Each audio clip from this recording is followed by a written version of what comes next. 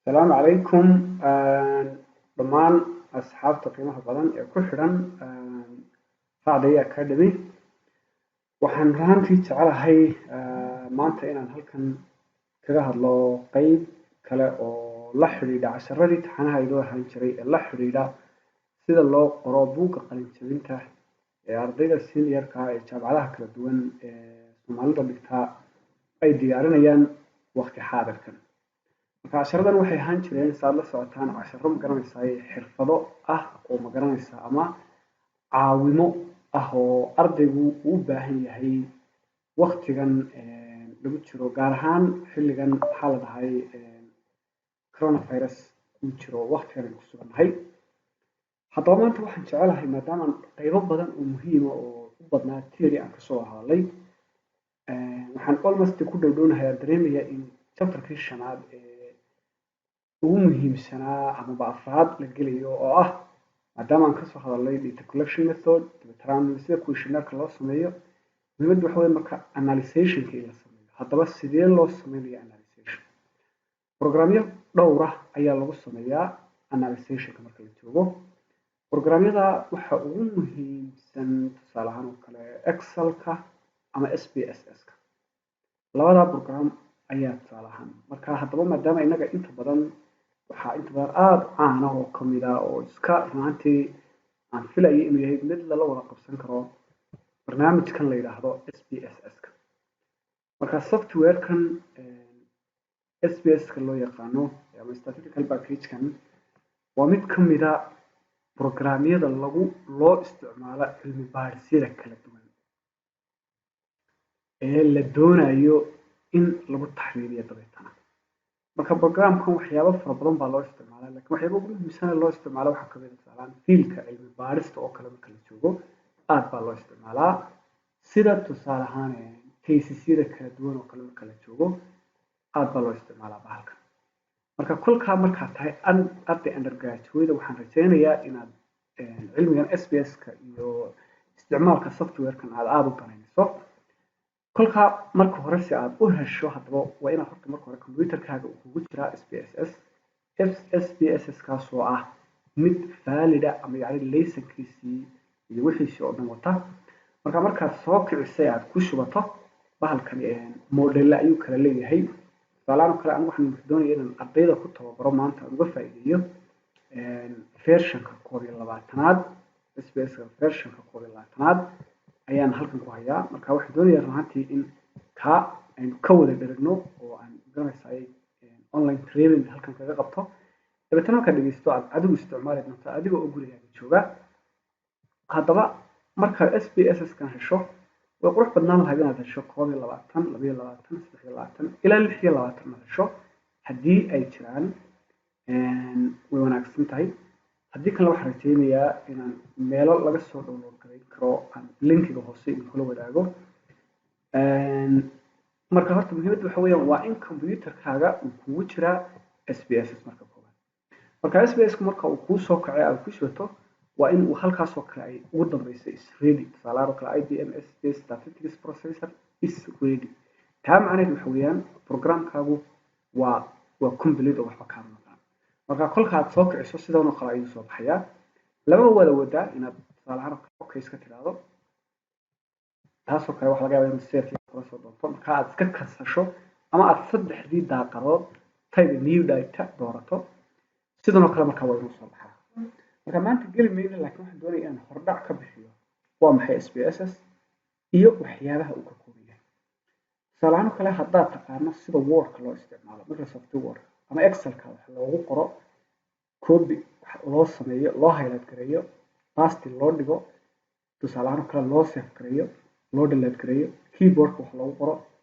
adigu waa Microsoft Word ama Excel oo kale. Excel-ka ka sii dhib badan baan oran karaa. marka waa program aad u fudud rahantii haddii gacantaadu ay la qabsatay sida Word-ka wax loogu qoro sida loo edit gareeyo sida cut loo sameeyo sida replace waa program runtii aad iyo aad u sahlan. haddaba SPS-ku waa maxay? SPS-ku waa program loogu talagalay in lagu ujeedooyinka ugu waaweyn waxaa kamid ah in analysis lagu sameeyo ayuu ku analyse karaa. marka waxa laga yaabaa xog badan oo 100 iyo sayda ayaad soo ururisay questionnaire markaad xogtaas soo ururisay aad SPSS-ka ku gurtay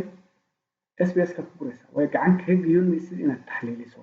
marka SBS-ka ku guraysaa isagaa kuu taxliilinaya oo kuu soo saaraya wixii aad u baahnayd oo dhan markaad si wanaagsan u gurto haddaba SPS-kani sida markaynu eegno wuxuu ka kooban yahay dhowr daaqadood daaqada ugu sarreysa ay ku qoran tahay tusaale ahaan dataset waxaa mar walba ku qoran daatada aad isticmaalaysa magaca aad ku save garayso ayaa halkaa ku qoran marka waxaa loo yaqaanaa title bar baa la yidhahdaa kan ku xiga waxaa loo yaqaanaa menu bar baa la yidhahdaa waana ka ugu muhiimsan wuxuu inta badan kasoo bilaabmaa from file ilaa iyo buu tagaa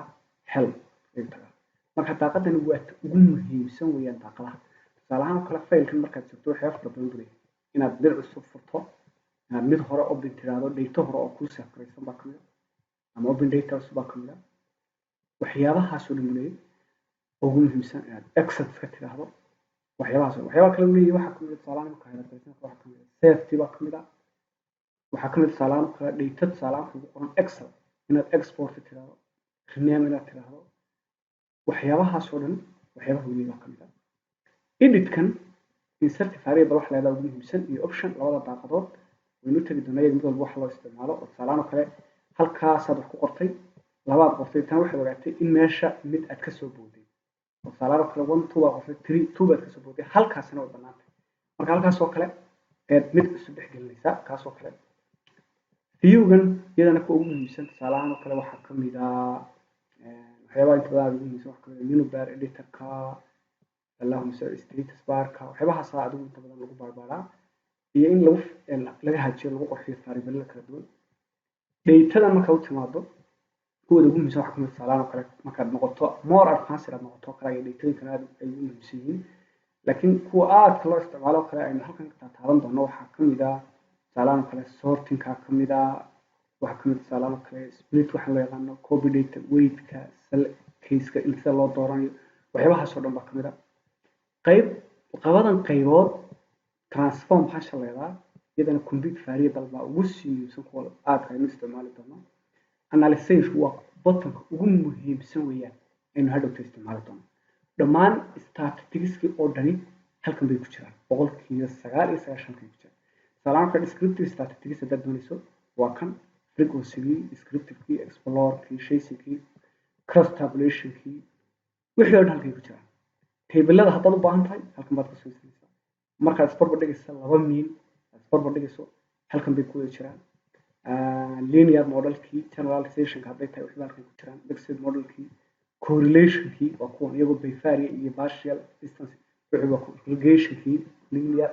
dhammaan statistics-ka qaybihii ugu muhiimsan halkan ku jiraan qayb muhiimka ah waxa kamid ah scale-ladii halkan ku jiraan reliability analysis ama multivariate waxyaabihii oo dhan halkan bay ku jiraan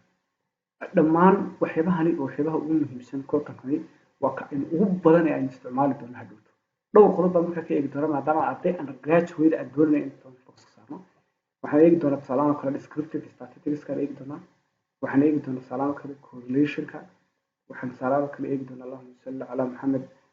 hadda doona class-fay waa ku dari doonaa class scale-ka waa ku dari doonaa qaybahaas oo dhan aad baan eegi doonaa qaybahani markaa waa qaybaha aad ugu muhiimsan marka la joogo halkan tusaalahan kale waxaa ka maqan tool-kii la odhan jiray tool bar oo ah yani waa edit-kii oo kale iyo indii oo kale oo sawiraa ay halkan kugu jiraan that's important kaa marka laga yimaado khaanadan ka hooseysa name ka bilaabata role-na ku dhamaata waa khaanada ugu muhiimsan marka waxa ku qoran waa variable definition-ka ku qoran tusaalahan oo kale case-ka markaan joogo koobaad name-kii oo wax magacii type-ka uu yahay number ba salaam kale qualitative ba quantitative ba waxaan number ba qaabkaas oo kale width xogtaadu ay leedahay decimal kuma si aad gelinayso ma zero baad ka dhigmoon waxa dhow eegi doona label-ka uu yahay su'aashaadan calaamadeeda ay tahay value oo qayb ugu muhiimsan missing-ka column-ka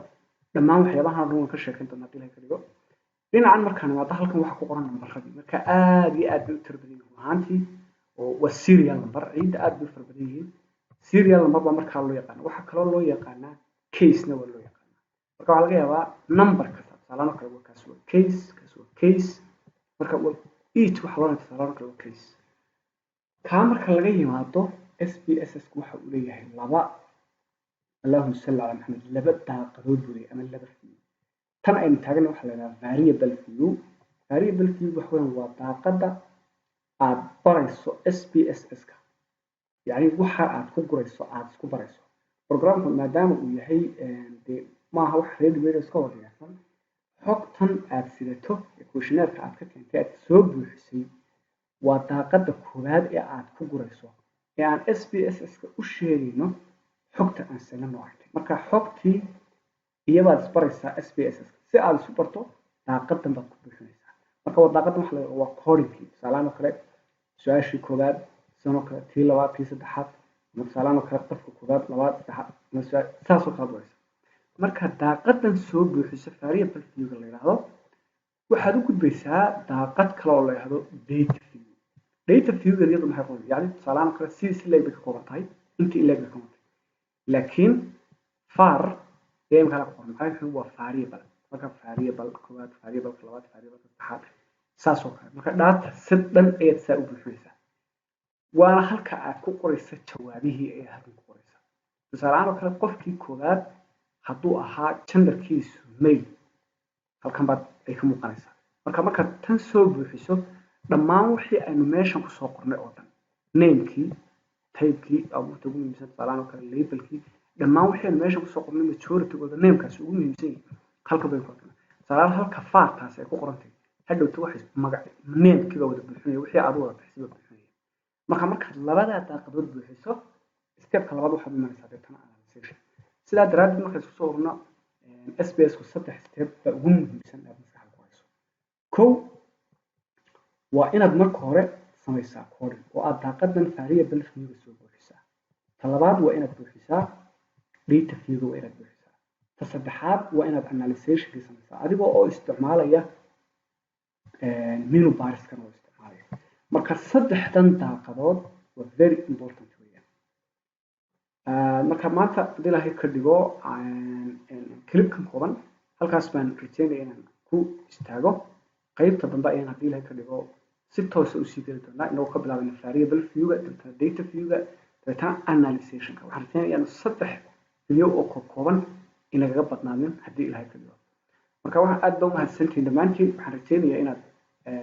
subscribe saarto haddii aad ku cusub tahay channelkan sidoo kale inaad la wadaagto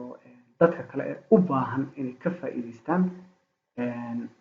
programkan ay ka faa'iidaystaan ama trainingka kooban ee online-ka ay ku wadno ee magaranaysaa sida mutadawacnimada ah iyo magaranaysa ugu hagarbaxayno dadka ama ardayda afka Soomaaliga wax ku baranaya ee jaamacadaha Soomaalida geeyo Soomaalida meel kasta ay degan yihiin ku nool aad u mahadsantihiin inay